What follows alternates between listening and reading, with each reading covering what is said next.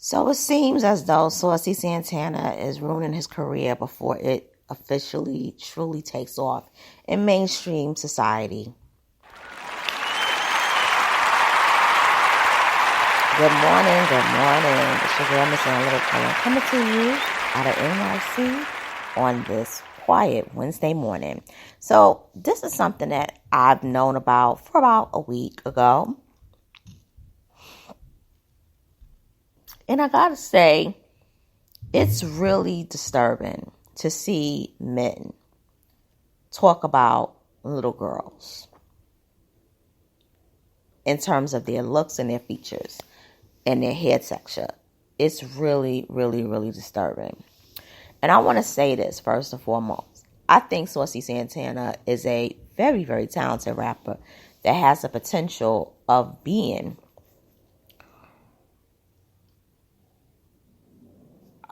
iconic like Lil Nas X.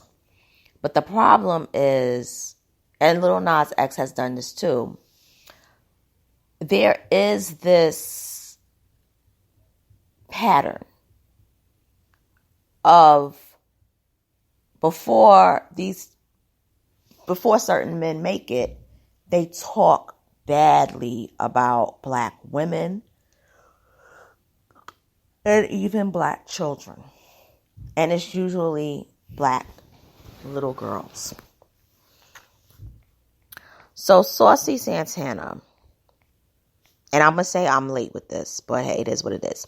Saucy Santana gave an interview and he said that the Beyhive is trying to ruin his career over old Beyonce tweets. Over old tweets about Beyonce and Blue Ivy.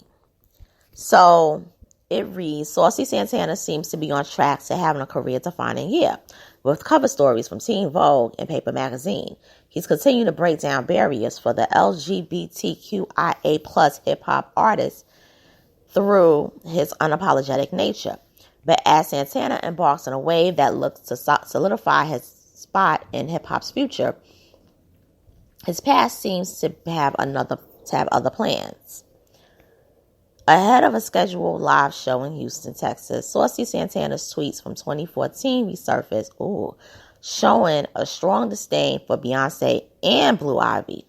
The Beyhive swarmed to the scene and inflicted the wrath of the mighty stan base upon the rapper, calling attention to tweets where Santana called Blue Ivy nappy-headed and claimed that he was prettier than Beyonce. Oh, hell no, he didn't. The Beyhive have demanded an apology, but to their surprise, Saucy Santana was not giving in to their demands. The rapper unleashed a series of tweets refusing to apologize for his old tweets.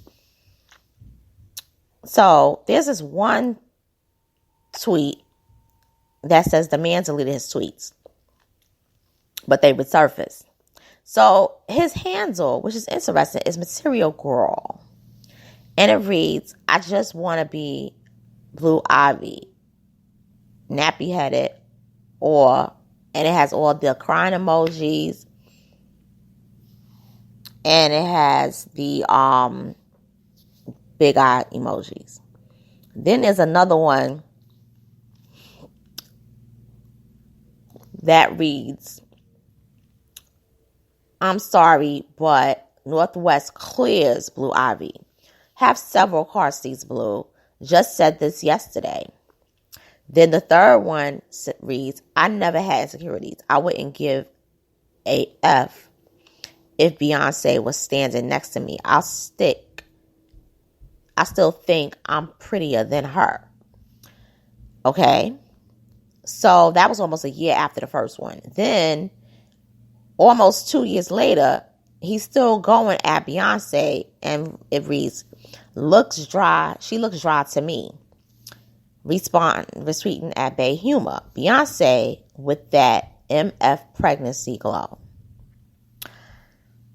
And this man tweeted, it's y'all acting kind of surprised that Saucy Santana is a Beyonce hater, laughing my ass off. These bees be fake as I don't even know what ASL means. but turn on 100-degree acting blind when they want support. Am I the only one that can't get into Beyonce homecoming? So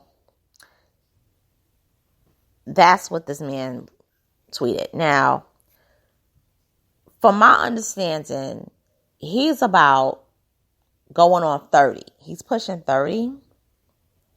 Or he's about, let me see how old he is, but I'll find out later. But it reads, fake woke ABs. People don't care about old tweets. The internet have this weird thing with power. He tweeted in response to the Beyhive on Friday, June 10th, thinking they have the power to cancel someone. Newsflash, you don't. Y'all think y'all have someone by the balls about situations you don't give a damn about. Doubling down on his refusal to give in, Santana claimed that the Beyhive was trying to ruin people's careers because their miserable mission. He was in their shoes when he made those tweets in 2014. Stop all the cap, trying to ruin people's careers because you at home miserable and broke, he added. I was miserable and broke too, making childish, hateful tweets in 2014. I'm 28 years old now. Yeah, he's born in 93. He's the same age as my niece. A grown-ass adult. A completely different mindset on life from when I was 20. But y'all knew that. During his tweet storm, Santana also mentioned that if he did ever apologize, he wouldn't be apologizing to the Beyhive or any other fan base because it wouldn't make sense to apologize to Bay and Blue as he was talking about them, not their stance. And I agree with that. If you're going to apologize to them because that's who you're talking about. You wasn't talking about the Beyhive. And I'm going to get to that later. Saucy Santana recently performed at Hot 97 Summer Jam on Sunday, June 12th, and dropped his Lotto-assisted single, Booty, which ironically samples Bay's classic 2002 single, Crazy in Love, which was 2003. And Bob, y'all know better because she was on the front cover, okay, around that time. And y'all wasn't mentioning Crazy in Love because I still have that magazine in my house, okay? So we're going to talk about a couple of things here. First of all, Saucy Santana, you must have been either living under a rock in 2008, 2009, or 2010, or you was busy trying to pass algebra to graduate from high school. So you was focusing on your school and your education because the Beyhive has canceled careers. One in particular, and that person is Keri Hilson, okay? What the Beyhive did to her, they shut her down immediately when she did that diss track talking about Beyonce, how she was coming for her spot because Beyonce couldn't sing. Okay? They shut her down. She even tried to get at Sierra, and they too kind of put some little sprinkles on her career for it to end. But the Beyhive played a huge part. Until this day, they are extremely proud of themselves for that. So if they can come after somebody who at the time when she released that diss track had a #1 single with Lil Wayne, had a gold-selling album, had platinum singles, not 1, but 2, and 3. Honey, you haven't even arrived to where Keri Hilson was. Because Keri Hilson was an established singer-songwriter, and she was doing so much in the entertainment industry that time. She was the new it girl. And one line in a remix song. It wasn't even an official release. It was the remix to Turning Me On. Destroyed her career. You better be careful, Saucy. And this goes out for everybody out there. You better be careful what you say towards certain entertainers because they have the power to destroy you. Okay? But they do it in response to how their fans feel. A lot of times. It's not like the old days where it would be, the people behind the scenes saying, get rid of her, and just, blacklist them. No, they watch how the fans move and they really let the fans do all their dirty work. And then they put the cap on the careers. And that's what Beyonce's team did. And they really say it was Jay-Z that played a huge part in that also, believe it or not. Now, here's the thing. You enter in the world of hip-hop. Her husband is the top man in hip hop right now. Yes, Carisha, one of your best friends, dates Diddy. So you might think that you may have some kind of clout to where you may get protection, but Diddy is not the top man anymore in hip hop. It's Jay-Z. You talked about his daughter. Never mind just talking about his wife. You talked about his daughter. Okay? You think that you gonna move in these hip hop circles freely without getting chastised for that? Let me tell you something. If he blows up still, that's because he met with Jay-Z and all the big heads. And not only did they have a talk with him, he formally apologized, not just in public, but he did a lot of begging and stuff behind the scenes and closed doors, okay? All right? I'm just letting y'all know that, all right? Because he really wants it bad. But see, here's the thing. And a lot of people may not like what I'm about to say, but I'm going to say it. The problem here is that he did these tweets around a time when he probably was finding out and discovering who he was and trying to be comfortable in a world that was not accepting of him. Let's be real. He's not a light-skinned, pretty boy, long hair, type of gay black man. He's not one that say, oh, he's so cute. Oh, he's adorable. No, he's not that. He's a plus size black man that looks masculine in the face. Okay? But he does androgeninity. He doesn't wear wigs. He wears makeup. He gets his nails done. But he even said that he's very, very, very, very masculine. In a sense, he could play basketball. He could play football. He can run track. He fights. People think that he's this girly girl, but he can really act like a man when he wants to. And that's because at the end of the day, he is a man and he does identify as a man. Now, does he identify as a black man, though? That's the catch-22. Because when you call yourself a material girl and you got Marilyn Monroe on your social media, and material girl is really in reference to Madonna or that, blonde hair, blue-eyed white women, I have to question that too, because you're not insulting them. You're insulting black children. And he did talk about Cardi B's pregnancy, and he talked about culture, and she hasn't really responded. Maybe she's ignoring it because of the whole TK situation, if you know what I mean. But the reality is that this man does not like little girls of color. He does not like young black women of color. Beyonce at that time, when them tweets was made, Beyonce was 30 years old. Blue Ivy was 2. She was 2. She was a toddler. Okay? And I want to say this. A lot of that could be projection because maybe he wanted to be one of the girls. But he was reminded that he would never be one of them. And Twitter was his revenge. I'm looking at it from a psychological standpoint too. And I'm looking at it in terms of it being a pathology. Okay? I'm not dissing him for being a black queer man. But I am dissing him for a black queer man that attacked a black little girl verbally through social media, which is dominated and controlled by white men. Some of them who are,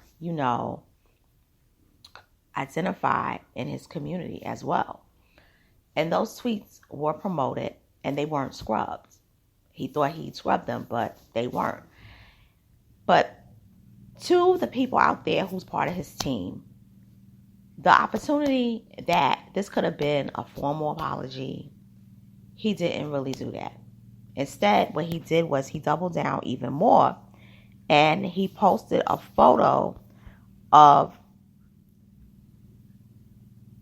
Azalea Banks. Now, Azealia Banks is an extremely controversial individual.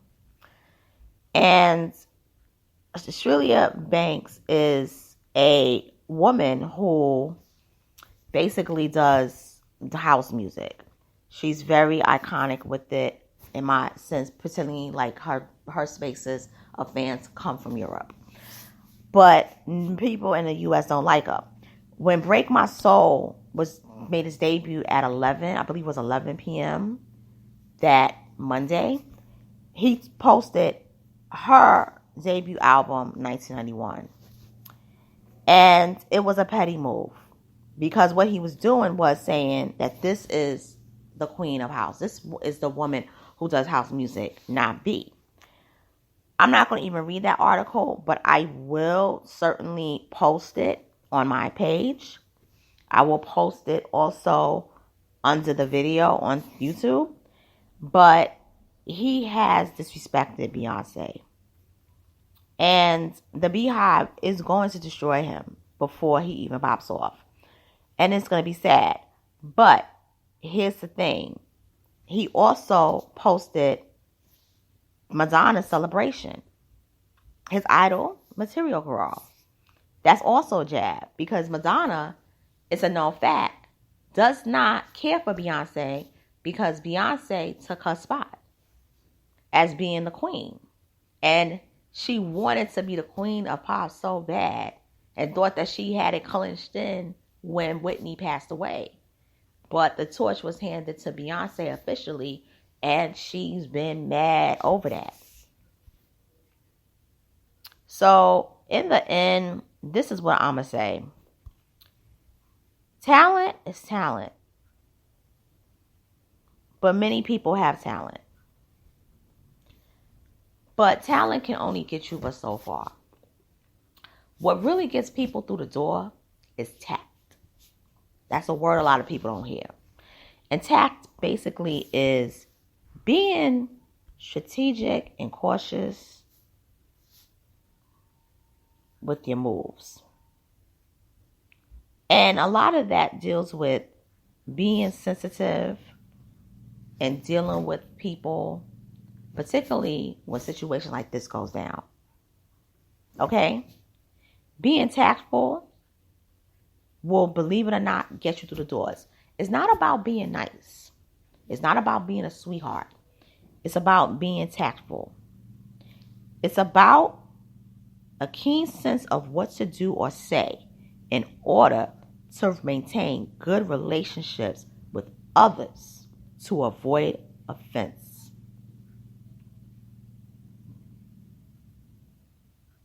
That's what being tact is. And most people, a lot of times, either don't have it or they don't choose to be tactful. And that is why they don't get far in their careers.